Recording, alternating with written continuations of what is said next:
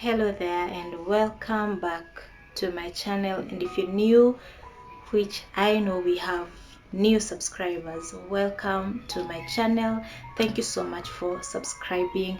Thank you for wanting to know what I'm about, or what Chapati Mistress is about. So thank you so much. I do not take any of you for granted. I am very grateful. And yeah, thank you so much for being a part of this. You mean a lot more than I can express to me. And in today's video, as you can tell, it's something of it's obviously not a recipe video. It's I cannot say it's of chapatis, because this person we are going to talk about, or the person I'm going to tell you about, is it's a very important person as far as Chapati Mistress. If you followed my journey, you would understand that it's by grace that we have come this far. And how I started making chapatis and selling them online wasn't something I had planned. It just happened and God came through.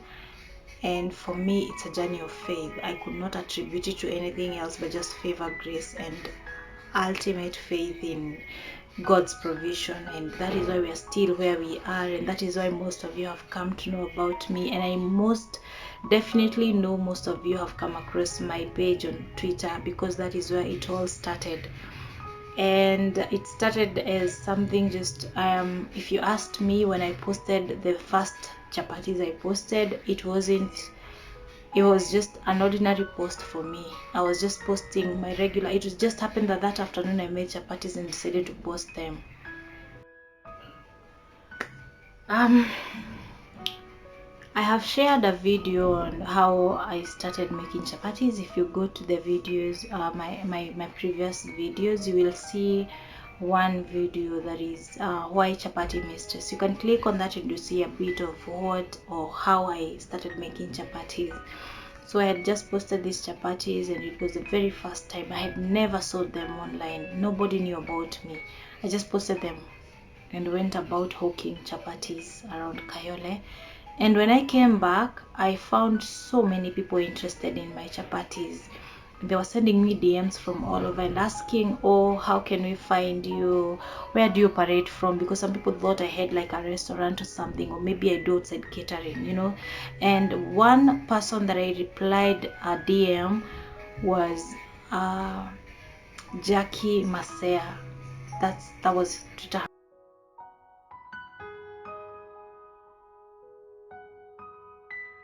Mr. Masea, just like any other person, probably just stumbled on my tweets, and because it had gone viral and people had shared it, decided to give my chapos a try. And in his DM, he was saying, I remember his opening remarks were, I love good chapatis, something close to that. I love good chapatis. Where are you based? And I told him I am at Kayole, and he said he resides around Kasarani. At that point, remember, I had no strategy. I had not planned for anything, so I started not doing the maths. If this guy asked for chapatis, what do I need? I remember just telling him, I can deliver, but you have to refund the fare. That is how, like, I was just blank. But you know what, I was like, wow, so people can actually order chapatis. So I really have to think and quick. So I remember just telling him, I can deliver, but you have to refund the fare. To my surprise, he was in, and he said, you know what, just whatever it takes, make for me 20 chapatis and deliver tomorrow. And he was first on the list, so this makes him my very first customer. The other two were one was along Wayaki Way, and the other one was at Kino. Those are the only 3 orders I took, because they needed like 20, and that total I made 80 chapatis for that Sunday delivery. And I remember when I boarded Matt at Kayole, now after I had made chapatis, I wasn't, now we were not talking online. I texted him and I remember he asked, where are you? How far are you? And I texted him and I told him I was at Mwiki. So he said, when you get near, just let me know. And he had told me to alight at Shell petrol station Kasarani. It's just like opposite Naivas supermarket. And so I got to Shell and I had to wait for a bit. And when he got there, he was a very, very jovial person. He was just like, "This, you're the chapati lady," and I was like, "Yes." And honestly, believe you me when I'm saying I was not prepared. I had carried those chapatis in a very huge dish. And I remember because he didn't come with a carrier bag, he said, "Can we go? I just have to pick a bag or just a plate probably from my house and you can place them there." And I was like, "It's fine." So we went and he came out with a dish, with a plate or a sinia rather, and he put his chapatis. But before I could leave, I remember him asking, what drove you to, for how long have you been making these chapatis?" And I just remember telling him, "You know what, I just started." And he wanted to know, I know he didn't understand is that he was my very first customer. I think I didn't tell him that. And I remember him just saying, "You know what, good luck in what you're doing, and I will let you know. I will give you my feedback in the evening when I have had them." And I just left and went about, delivered the rest at Wayakiwe and Kino. And that was it. But later that evening, now when I was back home, he sent me an SMS and he said the chapatis were delicious. I remember saying, "Thank you so much, I'm humbled, I'm glad you loved them." And within that was September, so because he said he usually, like, he can call friends and have them. I remember I probably most of the time, he also mentioned something to do with his work. He's not like he travels or something, so I probably think that is why the next two times he called, one was right before Christmas. I was fully booked, and then 2020 happened and we were at Shags, we were locked. I was locked out in Muranga. It was quarantine and the lockdown happened. So I remember one afternoon I was just from the shamba and I saw his call and he said, "Hi namesake." The reason why he would say namesake is because I am Jacqueline and he's Jackie, so he kind of felt our names were close, so he said namesake. He said, "Oh, I am calling. Am I too late to place an order?" And I just remember telling him, "I'm so sorry, I'm not in Nairobi, I'm in Muranga." And he was like, "How unlucky can I be? Just when I needed chapati so much, what am I going to do then? I'll have to go get an alternative." And that was it. So honestly, I didn't hear from Masaya again. And lockdown, almost like I came back to Nairobi October last year. That was when I came back, because even after Uhuru opened up, I still had some things I was doing. I had started farming, so I didn't come back immediately. I came back at October thereabouts, and still, even when I came back and resumed, I never remembered to call Marcel. Probably thought, you know what, because also I thought like maybe people have already, forgotten about chapatis. But even when I was in Muranga, I was making them and ferrying them all the way. And within no time, business picked up again, and people are like, already you're back, and we're happy you're back. So let's get back to chapatis. And it was just the other day that I thought. So because we've been doing good, and I got people now again starting to ask and taking me back to how it all started. And I remember like a day before, I posted a story on how I started making chapatis, like a thread. I had actually talked to my rider, the guy who does my deliveries, and I told him, you know what, because he also said, like, you have so many, these people, whenever I deliver chapatis, always send me to say hi to you and to tell you you're doing a good job. And I told him, you know what, I would like one of these days, I'll confirm, and then I'll just make chapatis and we'll take them to my very first customer.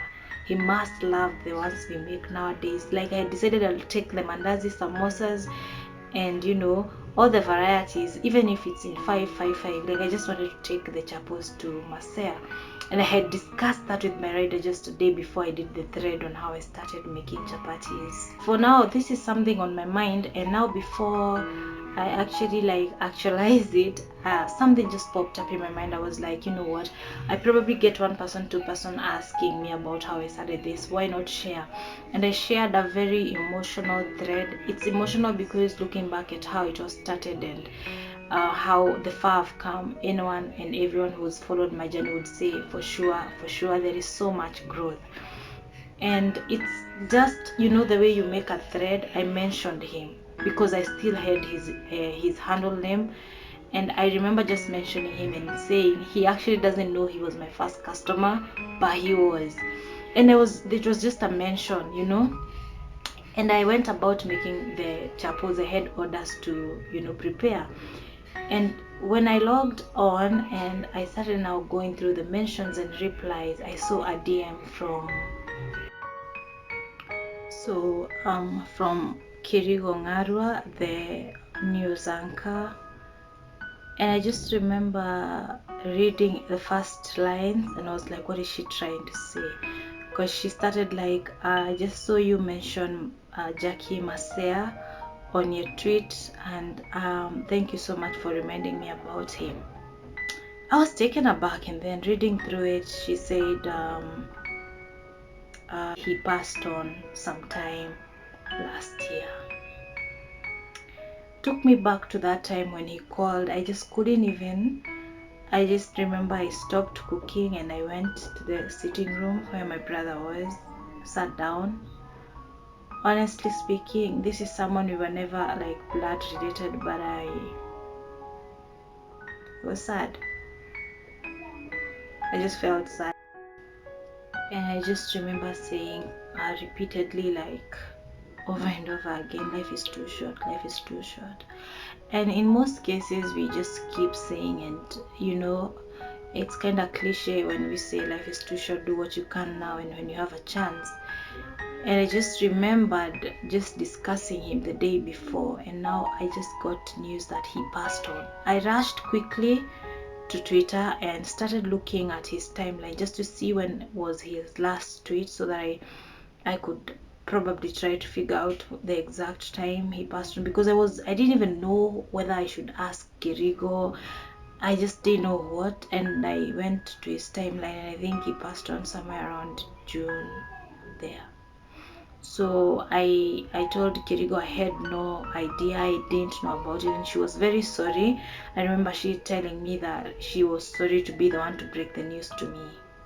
I know Kirigo told me that, and obviously I shared with her the screenshots of how the very first time Masea sent me the message asking me to take chapos to him, and also how he found them and the feedback. And I just love the fact that Kirigo reiterated on the fact that I have reminded her of the good memories. And she even told me a few days before he passed on, he had gone to a certain lady within the area where he was staying and bought chapatis. And so most people who knew him got the news with utter shock because it was sudden um, and but I remember just feeling so heartbroken, because I mean, this is someone who believed in me without ever having met me, without ever having tried my product by that particular time, and he was my first online customer. That is how much he means to me. As we talked, she told me the best thing I can do is continue doing what I do, because little did I know, because sometimes you just cross paths with people who through their actions honestly don't think it's anything much. But I hope Masaya rests in peace, and also knowing that he touched a life in a way, and I cannot even I cannot even, because even if you go to his timeline, his pinned tweet is a clear. I mean, it just speaks more of the kind of a person he was. He was just a selfless person. And I remember a certain lady also saying he was her customer, and um, he trusted people and gave people opportunities and chances, because that is what life is about. That is what I have learned from this story and the experience. And the only time I met Masaya is whenever an opportunity presents itself to support or to be there for anybody, it doesn't have to be monetary, it doesn't have to be material things, it could be moral support, it could be just anything. Go all out, because you never know what that person, or you never know the legacy you leave behind, you never know what they will say. Because there is a song that I love so much that says it's not really about what you take when you leave, it's what you leave behind when you go. So with all due respect and honor of Masea, I pray and hope that I can continue being good. I am a giver myself, and I believe that is why I've attracted so many good people in my life. Um, the emotions, and I hope and pray that you also learned a thing or two from this, because tomorrow is never guaranteed. The next minute you live for now. I'm not saying in a reckless kind of way, but embrace each and every moment you spend over, around here, because you just never know. You never know where or what the next minute holds. So thank you so much. If you have come this far, comment down below and tell me, or just let us know of that incidents that happened and you just remembered or appreciated life as it is. And for me, that is a memorable moment, and I thank God for the time, a few minutes that I got to meet him, and I pray that his soul rests in peace, because it's only we are headed there, so it's just a matter of time. But when we are still here, let's do good when we can. Until next time.